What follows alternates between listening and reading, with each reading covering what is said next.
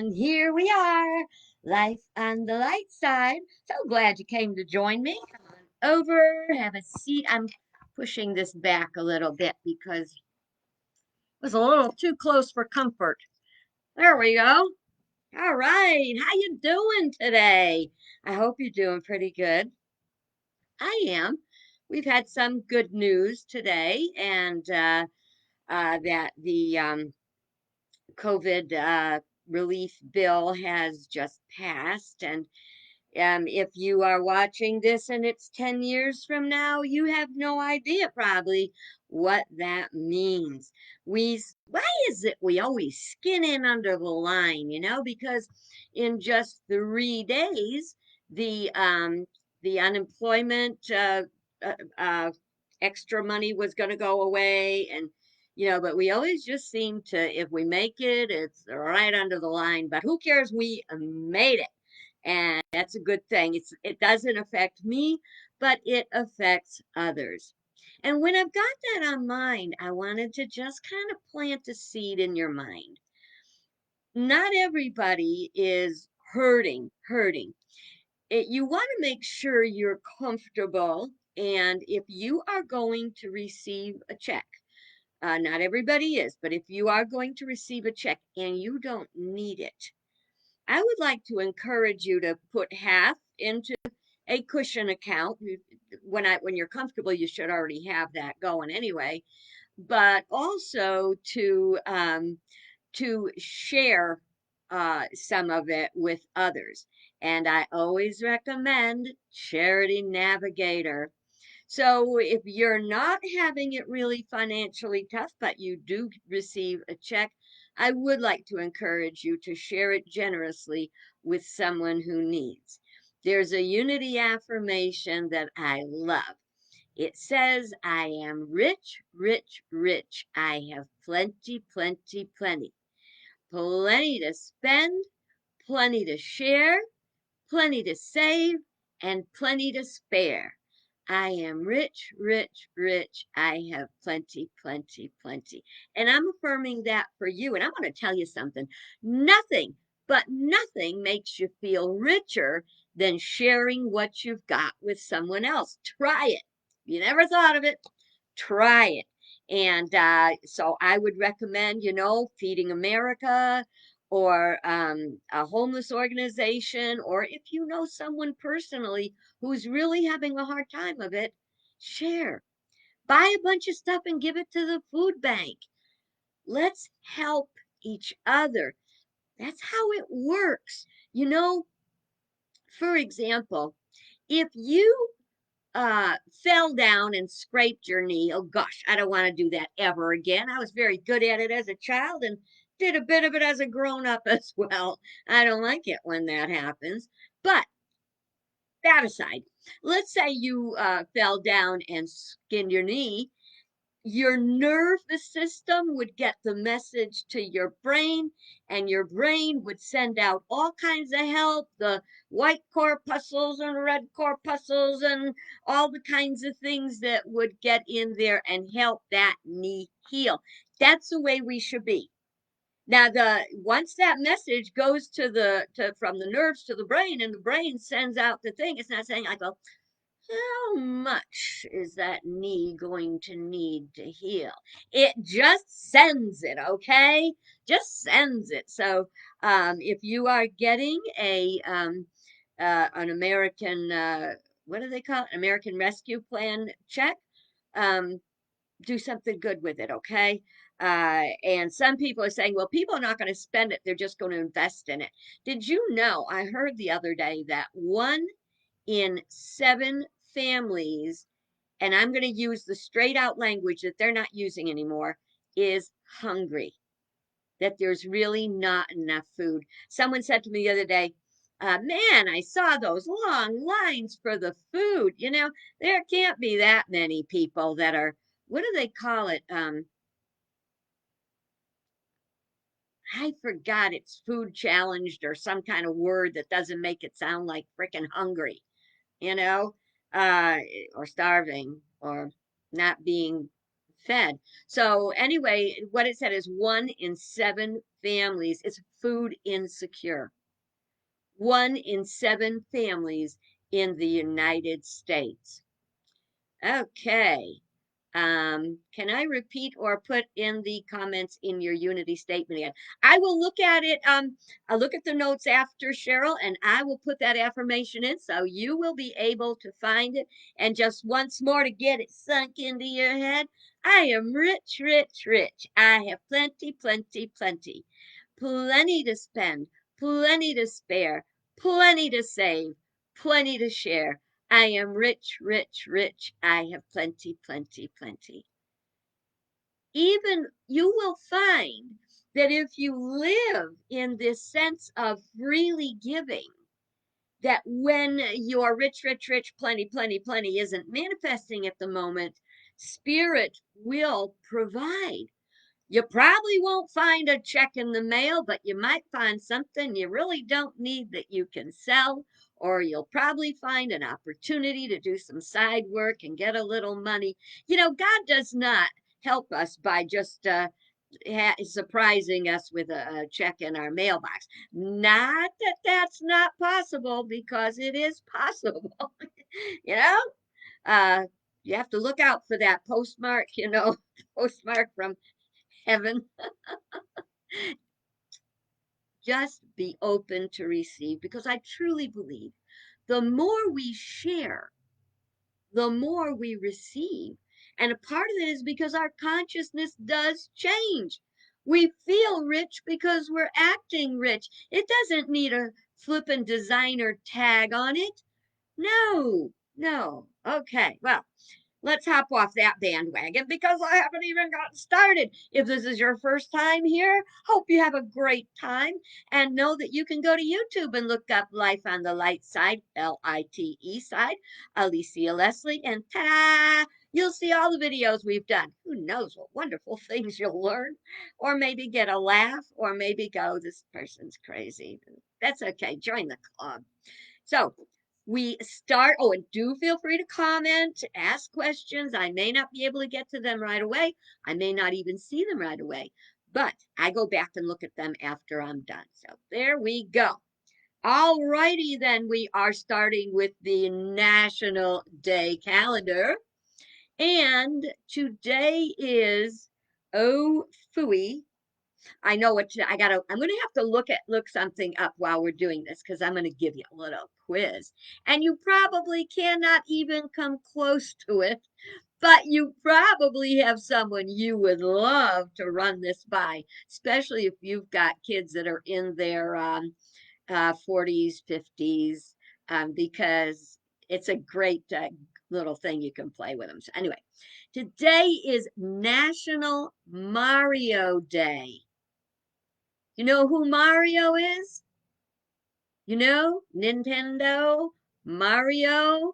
Well, I'm going to, let me see if I can find it real quick. I apologize. I thought I was going to print it out, but I didn't. But let me just look it up here and type in Mario.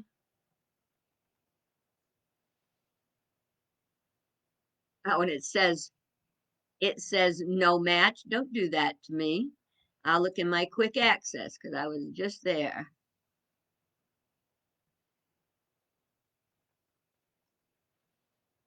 Okay, there we go.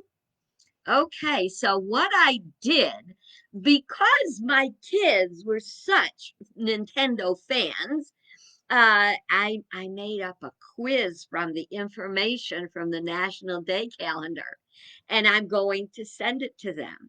And I have two versions. I have the one with the answers and the one without the answers.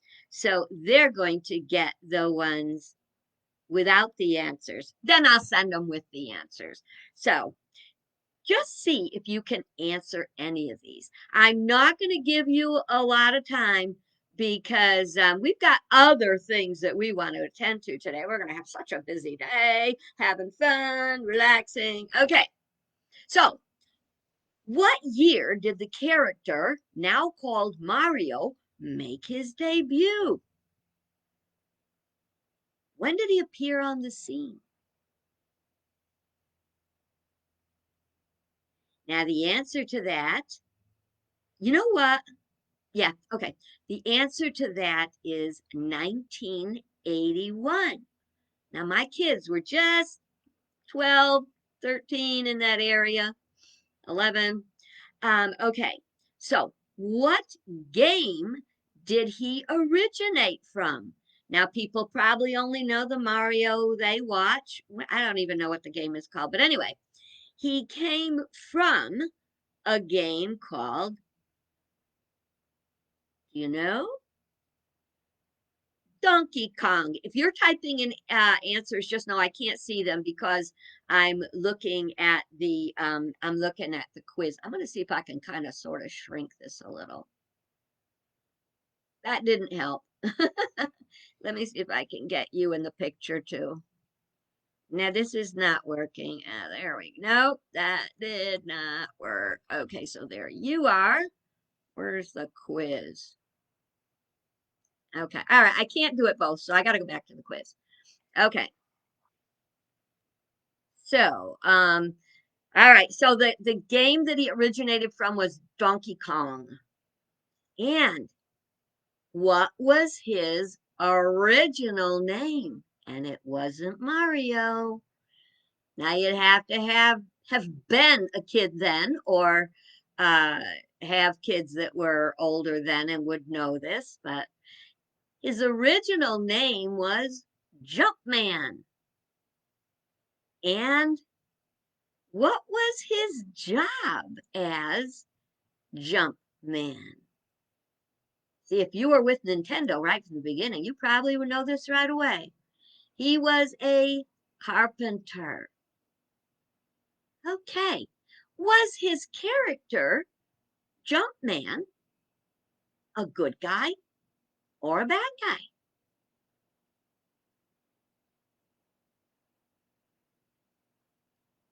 And the answer is he was a bad guy.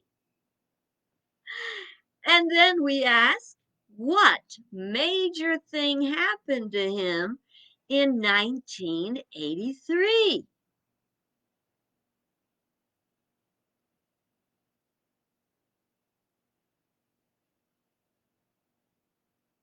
Well, what happened was he premiered in a new game and became Mario, a good guy. And what is Mario's job?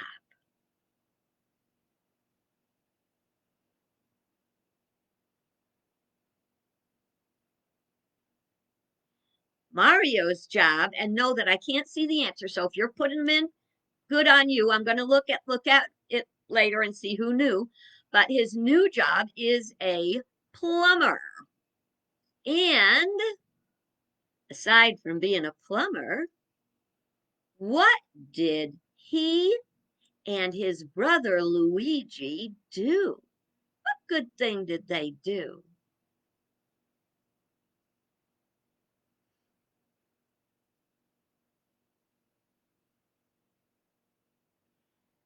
The answer is they rescued princesses.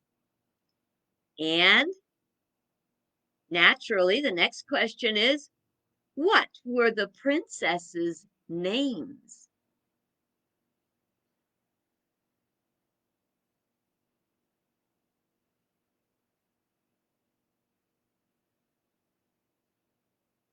The answer, Princess Toadstool and Princess Peach.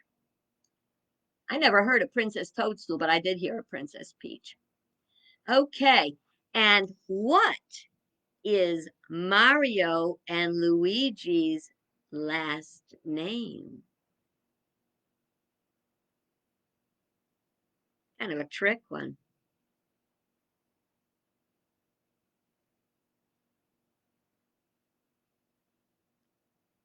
Their last name is Mario because it's the Mario Brothers Plumbing. All right. And okay. Last question. I don't think you're going to get this, but I'd love to see your guesses. How many copies of Mario games have been sold?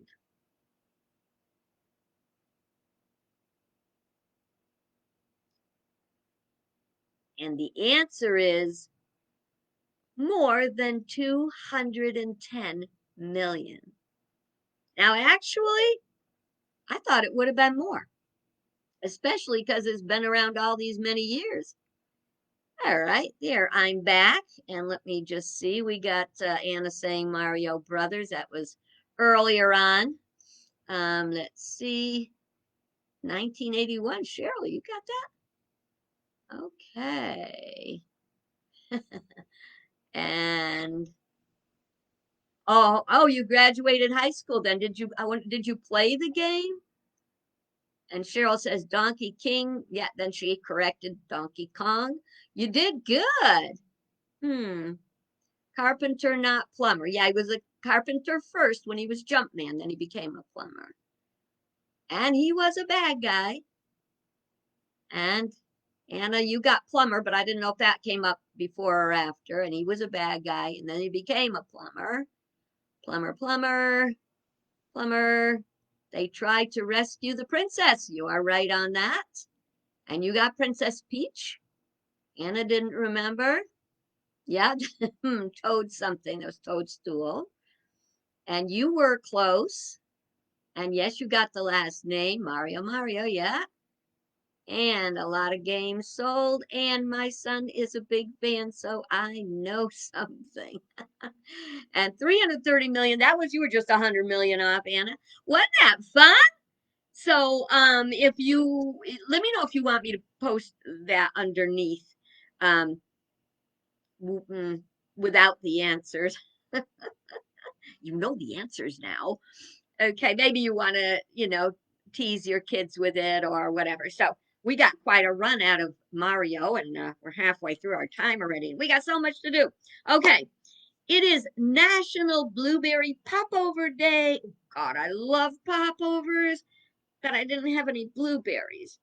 But what I did have was some wonderful blueberry muffin mix that my daughter sent me uh, from out west. And so I made these beautiful blueberry muffins.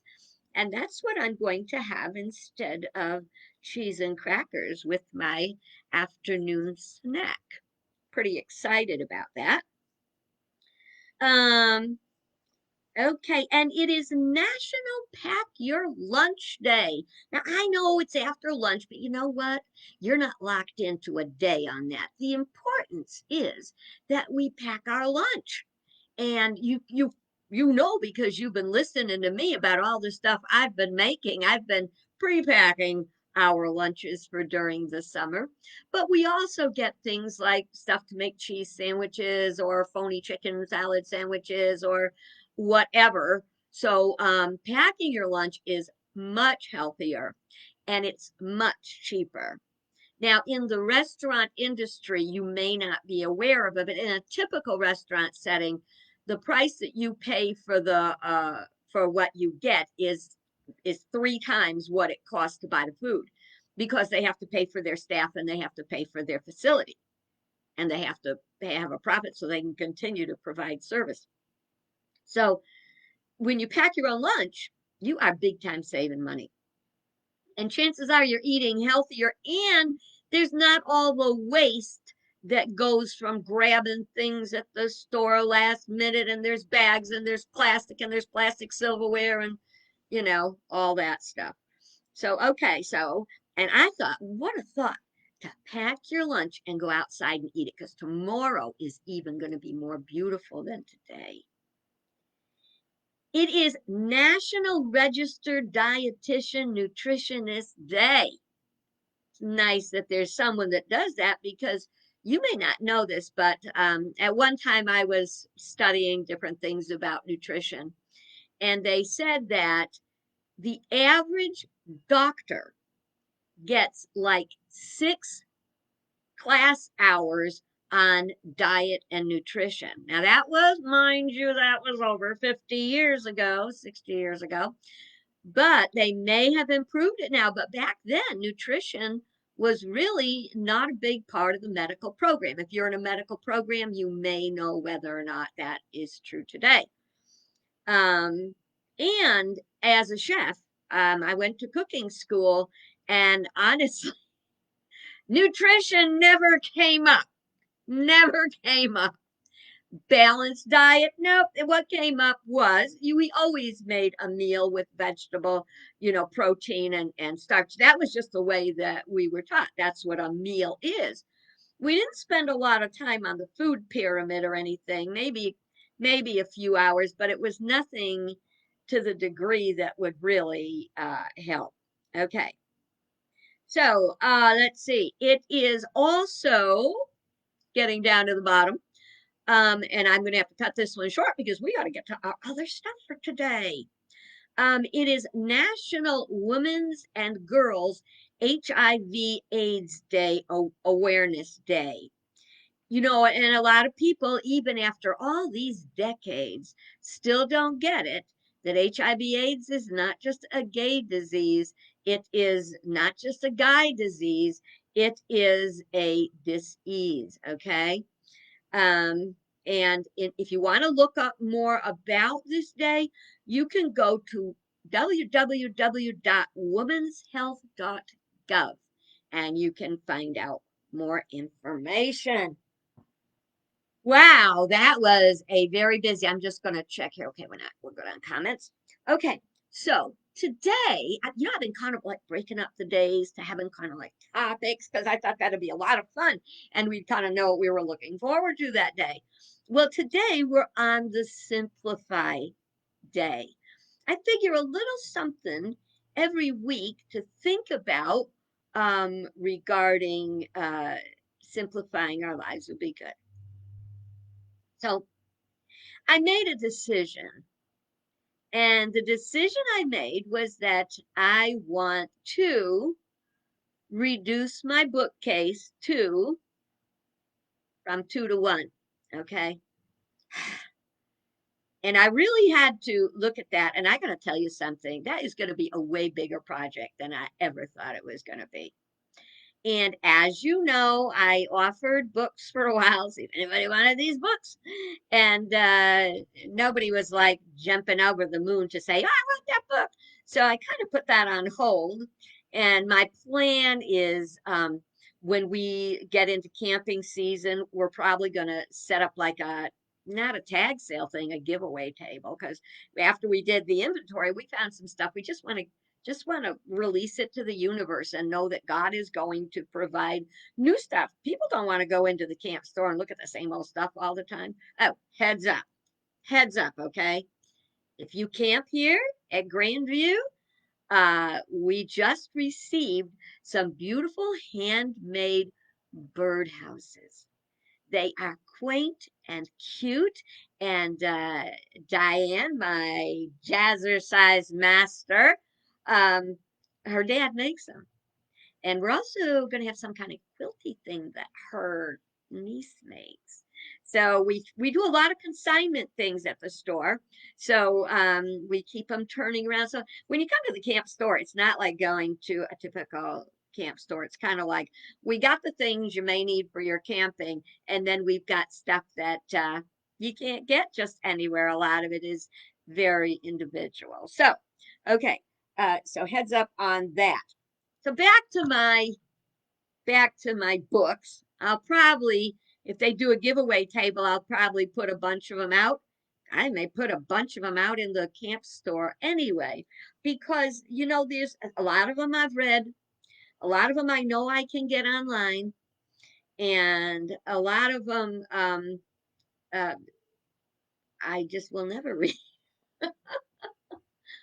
So, and most of them have highlights. The ones that I've read have highlights and exclamation points. So it's kind of like pre-annotated for you so you can know what I was thinking when I was reading the book.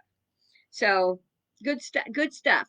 And I will probably take some pictures of my books before I put them out on the giveaway table and see if anybody wants them because I just have to. Let's see, I still have the paperclip angels you made. It travels with me in my car. Good deal. I'm making more of those too. So, yeah, I love to make those. And while I make them, they're made out of a special paperclip, crisscross paperclip, and it has a bead and a ribbon. And while I'm making them, I put prayer energy into them that the person that has that little angel will have safe travels and peaceful and happy. I think I'm going to put one in my own car. Duh, why don't I have one in my own car? I guess it's time. And this year, I'm going to make up little prayer for protection prayer cards. So when somebody gets one of the angels, they'll get a prayer card with it. I thought that would be fun. Okay, let's see. We're back. Where are we? Okay, so about the simplifying thing is a lot harder than you think. And so I decide I'm going to attack the bookcase. And one of the things I really have to get rid of, or I have to do something about, is binders because binders are like this. This. Books are like this. Binders are like that. So when you put the binders on the shelves, they all get caterwaulous and fall out, and it's bad. So I took some of them, and like I'm really gonna get rid of them. I'm really gonna, you go in. I'm gonna just clean up that stuff. And then I've got a binder full. And this one doesn't go like this. This one goes like this because it's full. And it's sheet music. I know I'm not in active pulpit ministry anymore, but this is such good sheet music. It's so uplifting and special. But it's not helping anybody in the bookcase. So I have to, I don't know, maybe I'll kind of snip around. I got a minister's page. Maybe I'll see if anybody wants my sheet music. God bless America. I just want to know somebody's going to get it that will use it. Stuff you can't get anymore. Okay. Um, so I'm looking, I said, there's got to be something here I'm not using. I've got one called God Things in Small Packages about small churches and how small churches are every bit as important, but totally different than big churches. And very often small churches are what I call full grown small. Just like me, I'm full grown small. Just because I'm short doesn't mean I'm any less full grown than anybody else. And you have to know that about your church. Ministers get together and they always ask, well, so how many did you have on Sunday morning? All of them. Okay. Uh, all right, back to where I was going. So then I got rid of one binder. Okay. The binder was my credo. Now, I did not throw that away. Um, it's very precious to me. And so I put it in a flat envelope and I'll put it in my treasure chest probably because it's really good stuff. And, I've told you before how making your credo is so helpful. And so I got to tell you, if we're going to simplify, and this is what really hit me, if we're going to do it, we better start doing it because when COVID is gone, we're going to be running around like, maniacs here and there, and we're not going to be wanting to do this cleaning up stuff. This is a golden opportunity. It's time to do our simplifying, right? A lot of people were concerned that people have become so accustomed to shopping online, groceries, and everything. I told you the other day, I am so excited about the thought of going to the grocery store. I am tickled silly. Um, but I think people are going to be very anxious to get back out to the stores. So we pray that they will still be there for us um, when we get out there. Well, I know what I'm going to be looking for. We know Dollar Tree's out there. Yes, we do. Okay. So sometimes simplifying hurts. It does, because you really don't want to let go of stuff. And one of the things that helps is to think about someone who might really, really like it. That's how I am with my sheet music. If I could find somebody that really, really liked it and would be interested in using it in their church, it's out of here. There is a wonderful video I saw, and I would like for you to look that up on YouTube. And the name of the video is What Clutter Does to Your Brain and How to Declutter for Good.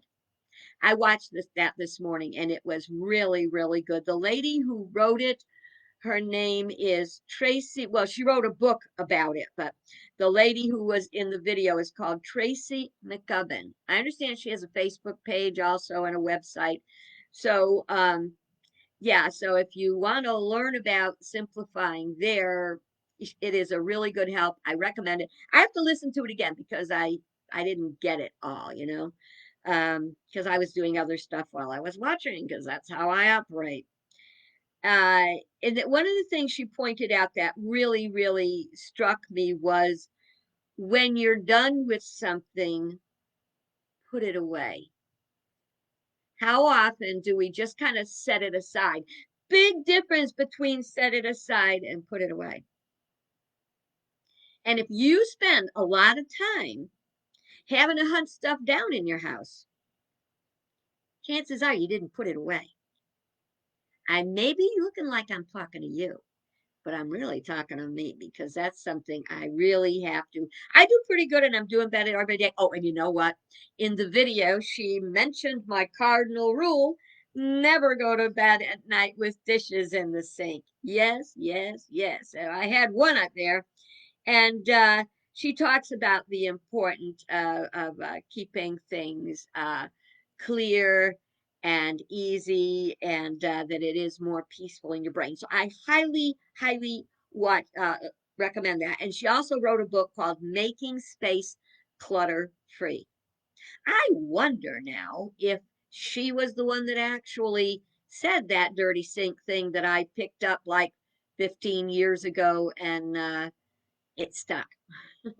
I don't know, but you know what? We're over time. And I didn't get to everything I wanted, but I got to a lot of it. And shoot, I know I'm gonna say goodbye to you today, and then I'm gonna go, I didn't say that, but you know what? It's always tomorrow. Tomorrow is story day. So if you like stories, tomorrow's the day to make your hot cocoa and your cookie and sit down for story time. Okay, my dear friends, thank you for being with me, and God bless you good. Don't forget, you like this and it's your first time, you can go to YouTube where there's plenty more. Bye bye.